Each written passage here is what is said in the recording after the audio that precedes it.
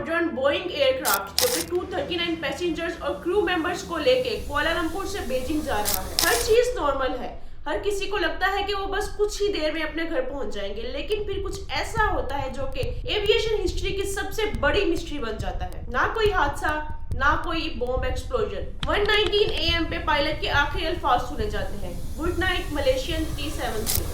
Malaysian 370, contact Ho Chi Minh 120.999. Good night, Malaysian 370. और फिर ये प्लेन बिल्कुल गायब हो जाता है। ना कोई डिस्ट्रेस कॉल, ना कोई इमरजेंसी सिग्नल, ना ही कोई एक्सप्लोजन। आखिर ये प्लेन गया तो गया कहाँ? डिकोडिंग मिस्ट्री की एक और वीडियो में खुशामदीद।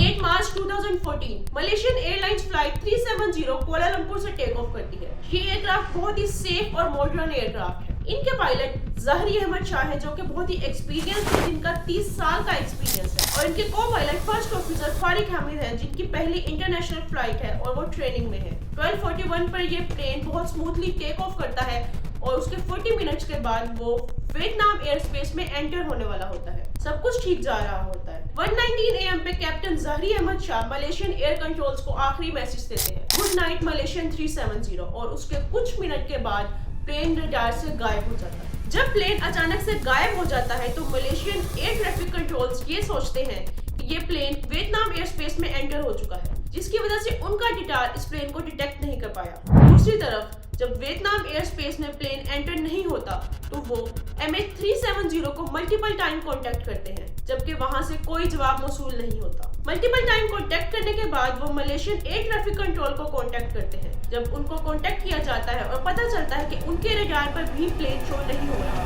तो दोनों एयर स्पेस बहुत ज्यादा कंफ्यूज हो जाते हैं। मलेशिया के मिलिट्री रडार का जब डाटा एनालाइज किया जाता है तो एक बहुत ही शॉकिंग फैक्ट रिवील होता है कि उस प्लेन ने एक बहुत ही शार्प यू टर्न लिया और वो मलाक्का स्ट्रेट से होते हुए अंडमान सी और फिर उसके बाद नॉर्थ इंडियन ओशन में चला गया। सबसे अजीब बात ये थी कि प्लेन का ट्रांसपॉन्डर और कम्युनिकेशन सिस्टम दोनों ऑफ हो गए।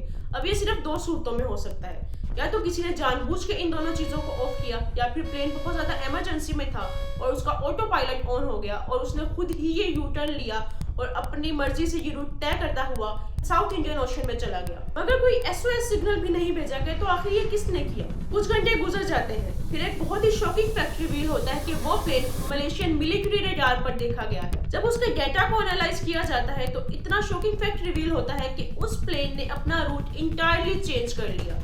उसने एक बहुत ही शार्प यू टर्न लिया और मिलिट्री रडार ने इस प्लेन को साउथ इंडियन ओशन पर देखा था, लेकिन उसके बाद ये प्लेन कहाँ गया किसी को पता नहीं चल सका। अब इस मिस्ट्री को सॉल्व करने के लिए इन्वेस्टिगेशन स्टार्ट हुई। सबसे पहला शक पायलट पर गया। हो सकता है पायलट ने डेलिबरेटली इस प्लेन का यू टर्न करवाया हो साउथ इंडियन ओशन की तरफ, और इस प्लेन को तब तक ऑटो पायलट मोड पर रखा गया जब तक कि इसका फ्यूल खत्म नहीं हुआ और वो क्रैश नहीं कर गया। अब इस पर मजीद इन्वेस्टिगेशन की गई तो उसके घर से एक नोट बरामद हुआ जिस पर के एग्जैक्ट प्रैक्टिस की गई थी MH370 to south Indian ocean. अब एक बहुत ही अजीब बात थी कि आखिर इस रूट पर क्यों प्रैक्टिस की गई, जबकि फ्लाइट का असल रूट तो मलेशिया से वियतनाम था। लेकिन फिर ज्यादा इन्वेस्टिगेशन के बाद मालूम हुआ कि पायलट के पास कोई भी ऐसी रीजन नहीं थी कि वो जानबूझकर प्लेन का रूट चेंज करता और प्लेन को क्रैश करवाता, तो इस चीज को यहीं पे स्टॉप कर दिया गया। अब दूसरी थ्योरी पेश की गई, हो सकता है प्लेन हाईजैक किया गया। सब पैसेंजर्स के पासपोर्ट चेक किए गए, उसमें 2 पासपोर्ट थे जो कि बहुत ज्यादा सस्पिशियस थे।